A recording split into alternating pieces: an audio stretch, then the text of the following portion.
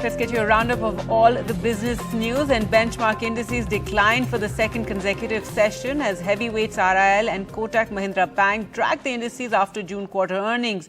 Fast-moving consumer goods and oil and gas sectors declined while pharmaceutical companies' shares were up. Hiral Adadia with the wrap of all the market action. A weak day of trade is what we witnessed in the session today. In fact, the markets declined. And this was mainly because Reliance Industries, Kotak Mahindra Bank, these were the major drags coming in there.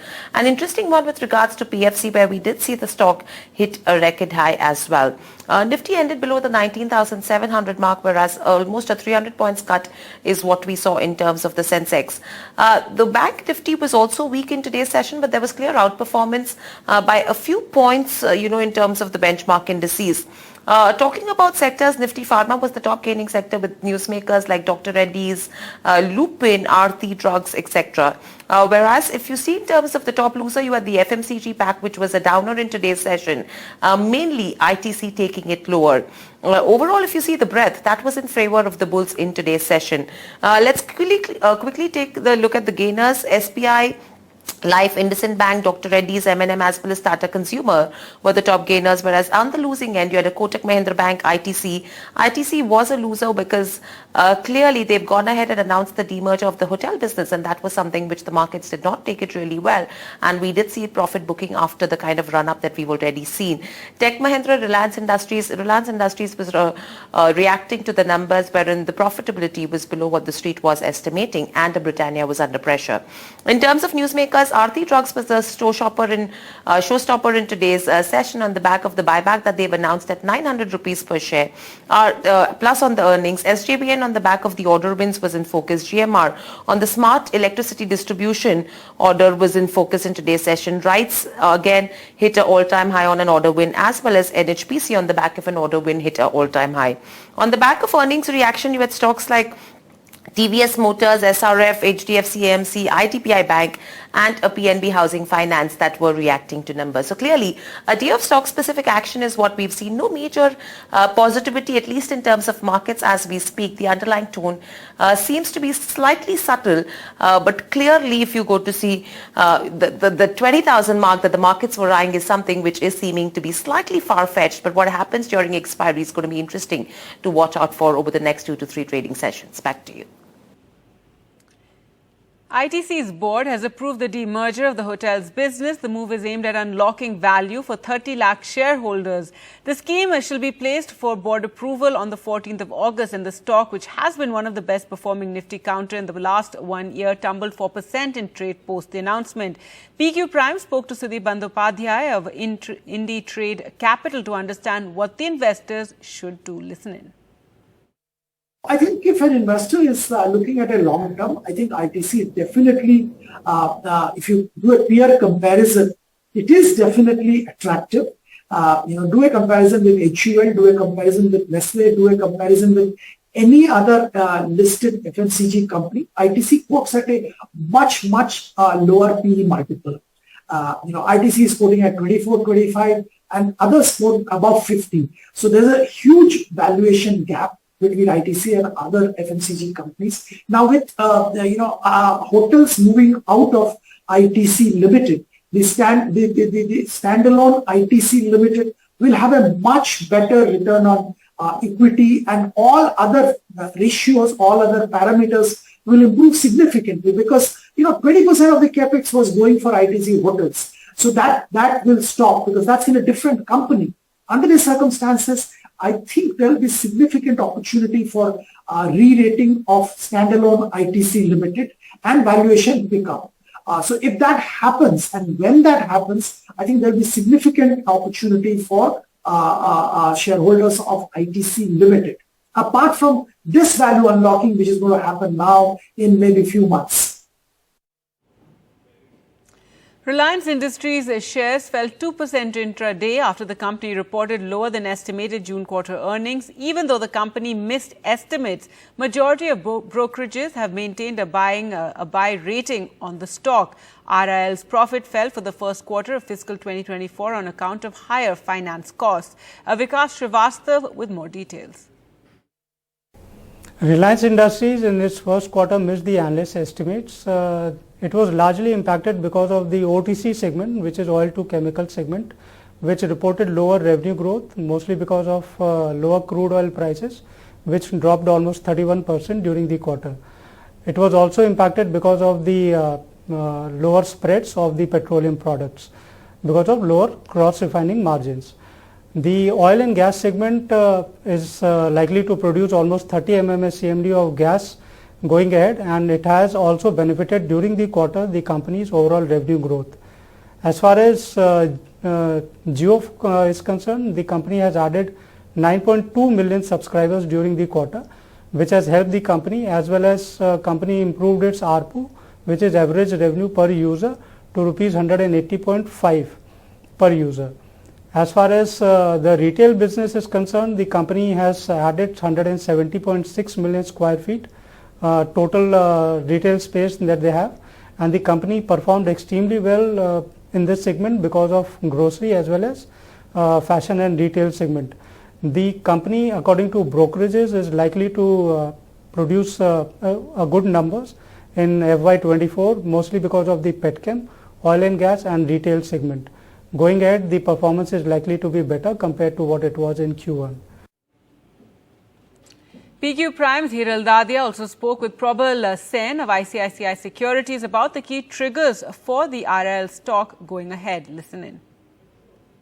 Three things that probably will be of interest. Financial services now is no longer part of Reliance, so that is done and dusted. Shareholders have got the shares of financial services, so what happens to that entity is no longer relevant. For Reliance, I think what happens in the new energy businesses, both in terms of investment milestones that are disclosed by the company as we go along, plus any other milestones that are hit from a manufacturing or a cost standpoint, I think that will be one key trigger.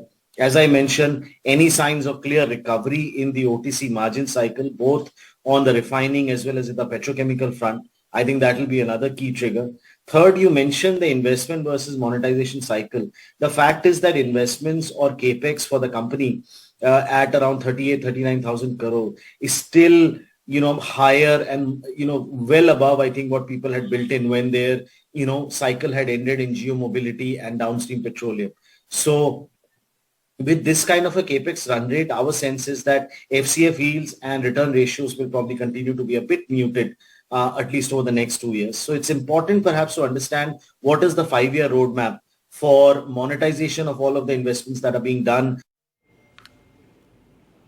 Markets are likely getting into consolidation mode after an uptick over the last few weeks. That's the word coming in from MK Global's Krishna Kumar Karwa speaking to BQ Prime's Neeraj Shah. Kumar expects that among large caps, only banks look strong, while there are several strong pockets in mid caps and small caps. In a large cap, if you look at IT still it's disappointing, or rather it's work in progress. Stock prices have not yet corrected to attractive levels. It's the banks, NBFCs that have given very good performance, and hopefully in the coming quarter also they should do well. So in the large cap indices, it looks like that except for the banks, there are not too many heavyweights who can pull the indices up further. So, and even in small mid cap, yes, there are pockets of positive surprises as far as numbers are concerned, but then it is also getting discounted very aggressively.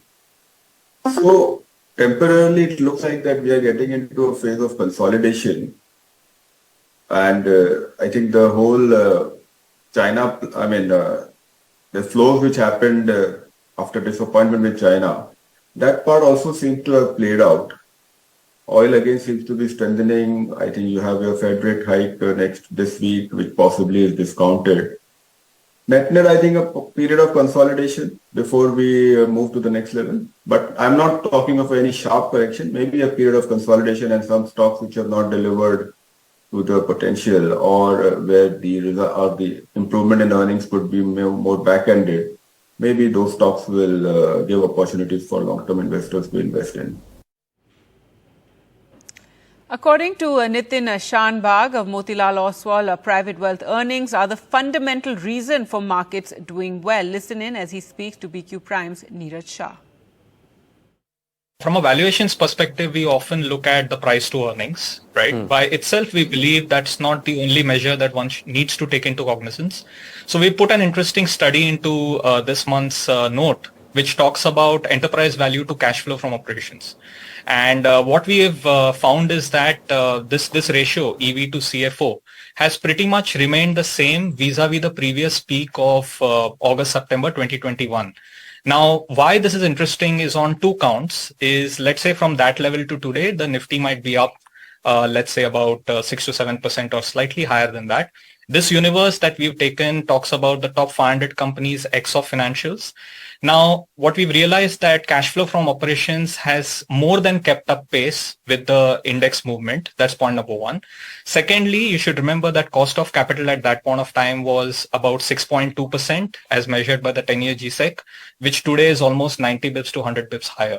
Despite the fact that cost of capital has actually gone up, this ratio of enterprise value to cash flow from operations has remained the same, which tells you that companies have gotten far more efficient. Earnings is the fundamental reason why equity markets are doing well. And in relation to what I mentioned earlier, if cost of capital is likely to trend lower over the next 18 to 24 months, we'll only see this ratio getting better and getting healthier as far as Indian corporates are concerned. The earnings season is on in full swing. Both JSW Steel and Titagarh Rail Systems delivered stellar numbers in the first quarter of the financial year. Revenue and profits of both the companies saw a surge and margins expanded as well. BQ Prime spoke with the managements of the companies. India, we expect, will continue to be robust. Infrastructure spend by the government of India is very focused. If you really look at the road construction in the month of May, as I saw it, it was 50 kilometers a day. We see high impact on metros. We see high impact on high-speed rail. Renewable energy to the extent of about 45 gigawatts is expected to be added in the next 2 years. We see water pipelines, housing, again, activity improving. So we see actually a very good traction coming in this year. And so therefore the H2 volume will pick up, supported by a good demand, number one.